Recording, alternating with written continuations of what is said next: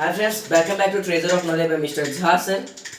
सबसे पहले आप मेरे चैनल को सब्सक्राइब कर दीजिए इसी तरह एजुकेशन वीडियो जानने के लिए। तो आज का जो हमारा टॉपिक लेके आए हैं हम भारत में राष्ट्रवाद, नेशनलिज्म इन इंडिया। तो इस टॉपिक को स्टार्ट करने से पहले मैं इसकी पृष्ठभूमि तैयार करूंगा, इसका बेस तैयार करेंगे, कैसे राष्ट्रवाद, कैसे कैसे क्या क्या हुआ और कुछ आंदोलन जो महात्मा गांधी के द्वारा किया गया था। चंपारण, खेड़ा, अहमदाबाद रॉलेट एक्ट आया था। ये कानून सबसे इम्पोर्टेंट, ये कानून में गजब था, मतलब ये कानून बना था जो कि काफ़ी असहनीय थी इंडिया वालों के लिए। फिर जालियांवाला बाग हत्याकांड, खिलाफत, असहयोग, संविधान, इसके बारे में मैं चर्चा करूंगा। तो चलिए, आज का जो हमारा टॉपिक था वो भारत में राष्ट्रवाद है। तो बात तो हमें 1915 के बाद की करनी है, बात तो हमारा 1915 के बाद का होगा, लेकिन इसकी पृष्ठभूमि हम तैयार करेंगे 1599 ईस्वी से। 1599 ईस्वी से इसकी पृष्ठभूमि तैयार होगी। चलिए बिना टाइम वेस्ट किए स्टार्ट करते हैं हमारा टॉपिक। तो 1599 में इंग्लैंड में, ब्रिटेन जिसको बोलते हैं हम लोग, अंग्रेज वही है, तो इंग्लैंड में एक कंपनी बना था, उसका नाम था east India company. East India company, लेकिन वहां की जो महारानी थी वो 1600 में उसे इजाजत दी थी व्यापार करने के लिए। तो इसमें क्या हुआ था, ये स्टेबलाइज हो गया था, उसमें तो बना ही था लेकिन स्टेबलाइज ये कंपनी का हुआ, स्टेबलाइज हो गया था। स्टेबलाइज जो ना, स्टेबलाइज स्थापना हुई थी उसकी 1600 ईस्वी में। और वहां से वो क्या इजाजत लेके बोला कि हम जाएंगे व्यापार करने। 1608 ईस्वी में वो आ गया सूरत। 1608 ईस्वी में सूरत आया। जब वो सूरत आया था तो वर्तमान राजा जो था हमारा यहाँ का जहांगीर था। 1608 ईस्वी में हमारा राजा कौन था? जहांगीर था। आया, ये काफी भोला था, इसे इजाजत लिया, परमिशन लिया कि हमें व्यापार करनी है। इजाजत तो ले लिया, ये इजाजत भी मिल गया, तो ये व्यापार किया। लेकिन फिर 1717 में ये व्यापार करते करते पहुंचा बंगाल। और 1717 में एक न्यू राजा बना था, 1717 फर्रुख सियर। 1717 में जो उसका शासन चला था भारत में, फर्रुख सियर, जब ये बना तो इसके पास जब इसके पास ये आया अंग्रेज, तो ये क्या बोला फारूक सियर, हमें महीने का 3000 रुपया दो, तुम अपना निश्चिंत से व्यापार करो, बिजनेस करो, तुम हमें कितना पैसा दो? 3000 रुपये पर मंथ। तो जो वैल्यू अभी 3000 का है वो उस समय नहीं था, जो वैल्यू अभी 3 करोड़ का है ना, उसमें वैल्यू 3000 की थी। तो ये कम मत समझिएगा, रखो।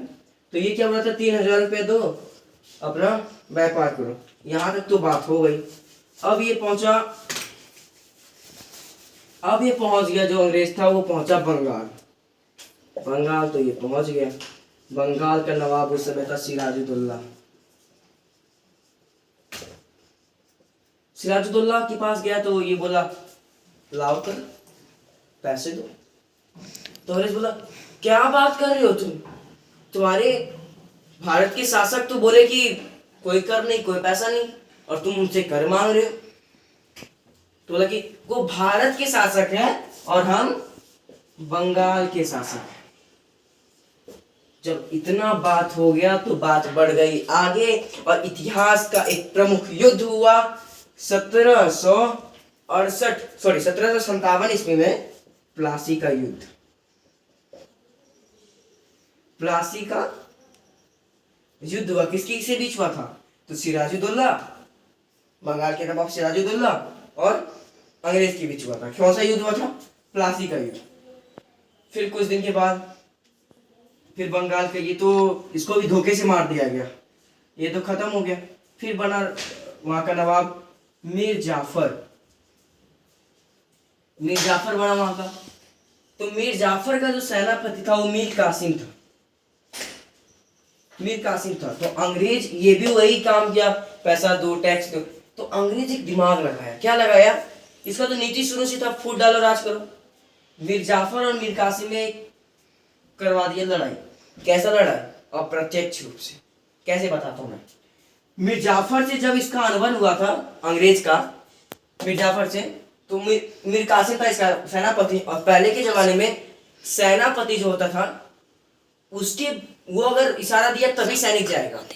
जब मीर जाफर अंग्रेज के साथ लड़ाई करने गया था, मीर कासिम अपना सेना ही नहीं भेजा। सेनापति ये था, ये सेना ही नहीं भेजा, और ना ये सेना भेजा, ना इसका मदद हुआ, अंग्रेज इसको मार के गिरा दिया।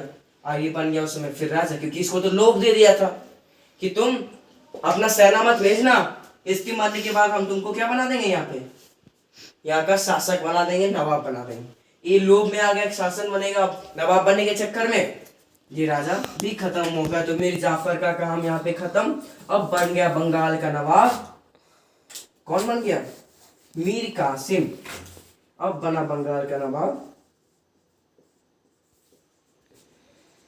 मीर कासिम। जब ये बंगाल का नवाब मीर कासिम बना, तब क्या हुआ, अब इसके साथ भी हो गया अनबन।